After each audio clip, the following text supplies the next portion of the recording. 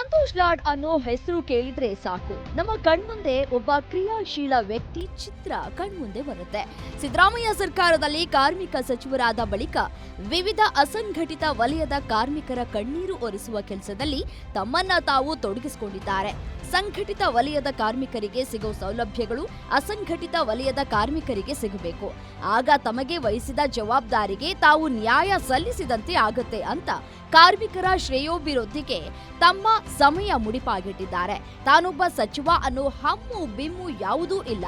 ಸಂತೋಷ್ ಲಾಡ್ ಅಸಂಘಟಿತ ವಲಯದ ಕಾರ್ಮಿಕರ ಪಾಲಿಗೆ ದೊಡ್ಡ ಭರವಸೆಯಂತೆ ಸಿಕ್ಕಿದ್ದಾರೆ ಅನ್ನೋದ್ರಲ್ಲಿ ಯಾವುದೇ ಅತಿಶಯೋಕ್ತಿ ಇಲ್ಲ. ಸಿನಿಮಾ ಮತ್ತು ಸಾಂಸ್ಕೃತಿಕ ವಲಯದ ಕಾರ್ಮಿಕರಿಗೆ ಆಸರೆ. 1 ಲಕ್ಷಕ್ಕೂ ಅಧಿಕ ಕಾರ್ಮಿಕರಿಗೆ ಸಂತೋಷ್ ಲಾಡ್ ನೆರವು. ಸಿನಿಮಾ ಇಂಡಸ್ಟ್ರಿಯಲ್ಲಿ ಕೆಲಸ ಮಾಡೋರನ್ನ ಜನರು ನೋಡೋ ರೀತಿಯೇ ಬೇರೆ. ಅವರೆಲ್ಲ ಸ್ಟಾರ್ಗಳೇನೋ ಅನ್ನೋ ರೀತಿ ಜನ ನೋಡ್ತಾರೆ. ಆದ್ರೆ ಸಿನಿಮಾ ಇಂಡಸ್ಟ್ರಿಯಲ್ಲಿ ಅಸಂಘಟಿತ ವಲಯದ ಕಾರ್ಮಿಕರು ದುಡಿತಾರೆ ಅನ್ನೋದನ್ನ ಬಹುತೇಕರು ಮರೆತು ಹೋಗಿದ್ದಾರೆ. ಅವರಿಗೆ ಸಾಮಾಜಿಕ ಭದ್ರತೆ ಇರ್ಲಿ, ಕನಿಷ್ಠ ಜೀವನ ಭದ್ರತೆ ಕೂಡ ಇಲ್ಲ ಅನ್ನೋದು ನಮ್ಮಲ್ಲಿ ಎಷ್ಟೋ ಜನರಿಗೆ ಗೊತ್ತಿಲ್ಲ. ಆದ್ರೆ ಸಂತೋಷ್ ಲಾಡ್ ಅವರಿಗೆ ಸಿನಿಮಾ ಇಂಡಸ್ಟ್ರಿಯಲ್ಲಿ ದುಡಿಯೋ ಕಾರ್ಮಿಕರ ನೋವು ಅರ್ಥವಾಗಿತ್ತು. ಹೀಗಾಗಿ ಅದಕ್ಕಾಗಿ ಪ್ರತ್ಯೇಕ ಯೋಜನೆ ಜಾರಿಗೆ ತರಲು ಭಾರಿ ಶ್ರಮ ಪಟ್ಟಿದ್ದಾರೆ.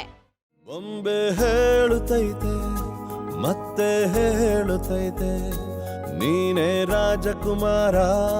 ಹೊಸ ಬೆಳಕೊಂದು ಹೊಸಿಲಿಗೆ ಬಂದು ಬೆಳಗಿದೆ ಮನೆಯ ಮನಗಳ ಇಂದು. ಸಿನಿಮಾ ಇಂಡಸ್ಟ್ರಿ ಮತ್ತು ಸಾಂಸ್ಕೃತಿಕ ವಲಯದಲ್ಲಿ ಪರದೆಗಳ ಹಿಂದೆ ಕೆಲಸ ಮಾಡೋ ಕಾರ್ಮಿಕರಿಗೆ ಹೊಸ ಯೋಜನೆ ಜಾರಿಯಲ್ಲಿ ಸಂತೋಷ್ ಲಾಡ್ ಪಾತ್ರ ಬಹಳ ದೊಡ್ಡದು. ಈ ವಲಯಗಳಲ್ಲಿ ಕೆಲಸ ಮಾಡೋ ಕಾರ್ಮಿಕರಿಗೆ ಇದುವರೆಗೆ ಸರ್ಕಾರದಿಂದ ಯಾವುದೇ ಯೋಜನೆಗಳು ಇರಲಿಲ್ಲ. ಆ ಕೊರತೆಯನ್ನ ನೀಗಿಸಿರೋ ಸಂತೋಷ್ ಲಾಡ್ ಕರ್ನಾಟಕ ರಾಜ್ಯ ಸಿನಿಮಾ ಹಾಗೂ ಸಾಂಸ್ಕೃತಿಕ ಕಾರ್ಯಕರ್ತರ ಕಲ್ಯಾಣ ಮಸೂದೆ ರೂಪಿಸಿದ್ದಾರೆ. ಈ ಮಸೂದೆಗೆ ವಿಧಾನಮಂಡಲದ 2 ಸದನಗಳಲ್ಲಿ ಅಂಗೀಕಾರವಾಗಿದೆ. ಅಲ್ಲದೆ ರಾಜ್ಯಪಾಲರು ಸಹ ಅನುಮೋದನೆ ಕೊಟ್ಟಿದ್ದಾರೆ. ಈಗ ಇದು ಕಾಯ್ದೆಯಾಗಿ ಜಾರಿಗೆ ಬರಲು ಸಿದ್ಧವಾಗಿದ್ದು ಸುಮಾರು 1 ಲಕ್ಷಕ್ಕೂ ಅಧಿಕ ಕಾರ್ಮಿಕರಿಂದ ಇದರಿಂದ ಉಪಯೋಗ ಆಗಲಿದೆ. ಇಡೀ ದೇಶದಲ್ಲಿಯೇ ಸಿನಿಮಾ ಇಂಡಸ್ಟ್ರಿ ಮತ್ತು ಸಾಂಸ್ಕೃತಿಕ ವಲಯದ ಕಾರ್ಮಿಕರಿಗೆ ಜೀವನ ಭದ್ರತೆ ಒದಗಿಸಿದ ಮೊದಲ ರಾಜ್ಯ ಕರ್ನಾಟಕ. ಇದರ ಇಡೀ ಕ್ರೆಡಿಟ್ ಸಂತೋಷ್ ಲಾಡ್ ಅವರಿಗೆ ಸಲ್ಲಬೇಕು. ಕ್ಯಾಬ್, ಗೂಡ್ಸ್ ವಾಹನ ಕಾರ್ಮಿಕರಿಗೆ ಅಪಘಾತ ಪರಿಹಾರ. 35 ಲಕ್ಷಕ್ಕೂ ಹೆಚ್ಚು ಜನರಿಗೆ ಆಸರೆಯಾದ ಸಂತೋಷ್ ಲಾಡ್ ಕರ್ನಾಟಕದಲ್ಲಿ ಮಾತ್ರವೇ ಅಲ್ಲ, ಇಡೀ ಭಾರತದಲ್ಲಿ ಅತ್ಯಂತ ಅಸಂಘಟಿತ ವಲಯದ ಕಾರ್ಮಿಕರು ಅಂದ್ರೆ ಅವರು ಕ್ಯಾಬ್ ಮತ್ತು ಗೂಡ್ಸ್ ವಾಹನಗಳ ಕಾರ್ಮಿಕರು. ಎಷ್ಟೋ ಸಂದರ್ಭಗಳಲ್ಲಿ ಕ್ಯಾಬ್, ಗೂಡ್ಸ್ ವಾಹನಗಳಿಗೆ ವಾಹನ ವಿಮೆ ಮಾಡಿಸಿದ್ರೂ ಪರಿಹಾರ ಸಿಗದೆ ಪರದಾಡೋ ಪರಿಸ್ಥಿತಿ ಇದೆ. ಇಂಥವರಿಗೆ ಸಂತೋಷ್ ಲಾಡ್ ರೂಪಿಸಿರೋ ಯೋಜನೆ ಬಹುದೊಡ್ಡ ಉಪಕಾರಿ ಮಾಡಿದೆ. ಸಂತೋಷ್ ಲಾಡ್ ಸತತ ಪ್ರಯತ್ನದ ಫಲವಾಗಿ ಕರ್ನಾಟಕ ಖಾಸಗಿ ವಾಣಿಜ್ಯ ಸಾರಿಗೆ ಕಾರ್ಮಿಕರ ಅಪಘಾತ ಪರಿಹಾರ ಯೋಜನೆ ಜಾರಿಗೆ ಬಂದಿದೆ. ಇದರಿಂದ 35 ಲಕ್ಷಕ್ಕೂ ಅಧಿಕ ಖಾಸಗಿ ವಾಣಿಜ್ಯ ವಾಹನ ಕಾರ್ಮಿಕರಿಗೆ ಪ್ರಯೋಜನವಾಗಿದೆ.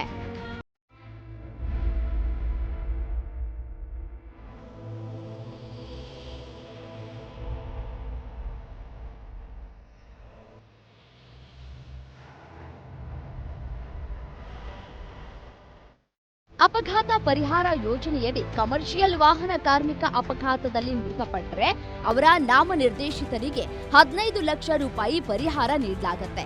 ಒಂದು ವೇಳೆ ಶಾಶ್ವತವಾಗಿ ಅಂಗಾಂಗ ನ್ಯೂನತೆಗೆ ಒಳಗಾದರೆ 22 ಲಕ್ಷ ರೂಪಾಯಿ ಪರಿಹಾರ ಸಿಗಲಿದೆ. ತಾತ್ಕಾಲಿಕವಾಗಿ ಅಂಗಾಂಗ ನ್ಯೂನತೆಯಾದಲ್ಲಿ 50,000 ರೂಪಾಯಿ ಪರಿಹಾರ ಅಥವಾ ಆಸ್ಪತ್ರೆಯ ವೆಚ್ಚ, ಎರಡರಲ್ಲಿ ಯಾವುದು ಕಡಿಮೆಯೋ ಆ ಮೊತ್ತವನ್ನ ಪರಿಹಾರವಾಗಿ ನೀಡಲಾಗುತ್ತದೆ. ಇಂಥ ಜನೋಪಯೋಗಿ ಯೋಜನೆ ಜಾರಿಗೆ ತರುವಲ್ಲಿ ಸಂತೋಷ್ ಲಾಡ್ ಬಹಳ ಶ್ರಮ ಪಟ್ಟಿದ್ದಾರೆ. ಕಾರ್ಮಿಕರಿಗೆ ಗ್ರಾಚ್ಯುಟಿ ಮೋಸವಾಗದಂತೆ ಸೂಕ್ತ ಕ್ರಮ. ಕ್ರಾಂತಿಕಾರಿ ಉಪಧನ ಕಾಯ್ದೆ ಜಾರಿಗೆ ತಂದ ಸಚಿವ ಲಾಡ್. ಕರ್ನಾಟಕದಲ್ಲಿ ಕಡ್ಡಾಯ ಉಪಧನ ಕಾಯ್ದೆ ಜಾರಿಯಲ್ಲಿತ್ತು.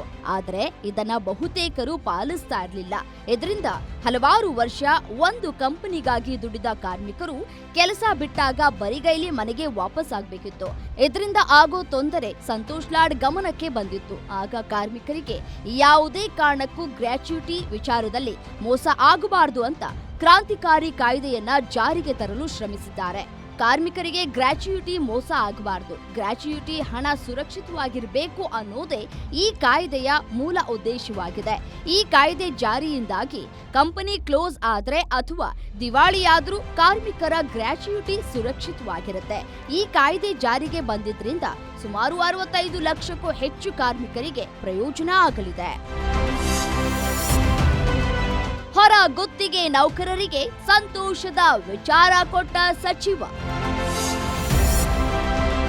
3 ಲಕ್ಷಕ್ಕೂ ಅಧಿಕ ಹೊರ ಗುತ್ತಿಗೆ ನೌಕರರಿಗೆ ಭರ್ಜರಿ ಉಡುಗೊರೆ. ರಾಜ್ಯದಲ್ಲಿ ಹೊರ ಗುತ್ತಿಗೆ ನೌಕರರ ನೇಮಕ ಸಮಸ್ಯೆ ಬಹಳ ಹಿಂದಿನಿಂದಲೂ ಇದೆ. ಹೊರ ಗುತ್ತಿಗೆ ನೌಕರರ ನೇಮಕದ ವೇಳೆ ಭಾರೀ ಗೋಲ್ಮಾಲ್ ಆಗ್ತಾ ಇದೆ ಅನ್ನೋ ಆರೋಪಗಳು ಕೇಳಿಬರ್ತಾ ಇದ್ವು. ಜೊತೆಗೆ ಹೊರ ಗುತ್ತಿಗೆ ನೌಕರರು ಅನೇಕ ಸಮಸ್ಯೆಗಳನ್ನ ಎದುರಿಸ್ತಾ ಇದ್ರು. ಹೊರ ಗುತ್ತಿಗೆ ನೌಕರರ ಎಲ್ಲ ಸಮಸ್ಯೆಗಳ ನಿವಾರಣೆಗೆ ಸಂತೋಷ್ ಲಾಡ್ ಆದ್ಯತೆ ನೀಡಿದ್ರು.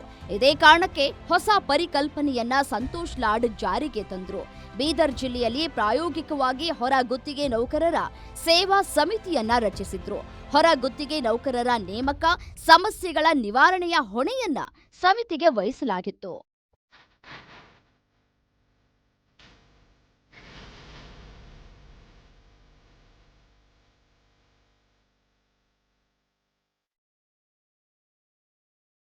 ಬೀದರ್ ಜಿಲ್ಲೆಯಲ್ಲಿ ಯಶಸ್ವಿಯಾಗಿ ಸಮಿತಿ ತನ್ನ ಕಾರ್ಯನಿರ್ವಹಿಸ್ತಾ ಇದೆ. ಹೀಗಾಗಿ ರಾಜ್ಯದ ಎಲ್ಲ ಜಿಲ್ಲೆಗಳಲ್ಲಿ ಹೊರಗುತ್ತಿಗೆ ನೌಕರರ ಸಮಿತಿಯನ್ನ ರಚಿಸಲು ಸಚಿವ ಸಂತೋಷ್ ಲಾಡ್ ಸೂಚನೆ ನೀಡಿದ್ದಾರೆ. ಕಲಬುರಗಿ ವಿಭಾಗದಲ್ಲಿ ಯಶಸ್ವಿಯಾಗಿರೋ ಈ ವಿಧಾನವನ್ನ ರಾಜ್ಯದ ಎಲ್ಲಾ ವಿಭಾಗಗಳಿಗೆ ವಿಸ್ತರಿಸಲು ಸಂತೋಷ್ ಲಾಡ್ ಮುಂದಾಗಿದ್ದಾರೆ. ಸಂತೋಷ್ ಲಾಡ್ಗೆ ಹೊಳೆದ ಈ ಐಡಿಯಾದಿಂದ ರಾಜ್ಯದಲ್ಲಿರೋ ಸುಮಾರು 2 ರಿಂದ 3 ಲಕ್ಷಕ್ಕೂ ಅಧಿಕ ಹೊರ ಗುತ್ತಿಗೆ ನೌಕರರಿಗೆ ಅನುಕೂಲವಾಗಿದೆ. ಯಾರೇ ಬಂದರು ಎದುರ್ಯಾರೇ ನಿಂತರು ಪ್ರೀತಿ ಹಂಚುವ ಯಜಮಾನ. ಕಾರ್ಮಿಕ ಸಚಿವರಾಗಿ ಸಂತೋಷ್ ಲಾಡ್ ಮಾಡ್ತಾ ಇರೋ ಕಾರ್ಯಗಳಿಗೆ ಕಾರ್ಮಿಕ ಸಮುದಾಯ ಶಭಾಷ್ ಅಂತಿದೆ. ಈ ಹಿಂದೆ ಯಾವ ಕಾರ್ಮಿಕ ಸಚಿವರು ತಮ್ಮ ನೋವಿಗೆ ಸ್ಪಂದಿಸಿರ್ಲಿಲ್ಲ. ಆದ್ರೆ ಸಂತೋಷ್ ಲಾಡ್ ತಮ್ಮ ಸಮಸ್ಯೆಗಳನ್ನ ನಿವಾರಣೆ ಮಾಡ್ತಾ ಇರುವುದರಿಂದ ಕಾರ್ಮಿಕರು ಫುಲ್ ಖುಷಿಯಾಗಿದ್ದಾರೆ ಅನ್ನೋದ್ರಲ್ಲಿ ಉತ್ಪ್ರೇಕ್ಷೆಯಂತೂ ಇಲ್ಲವೇ ಇಲ್ಲ. Political bureau, guarantee news.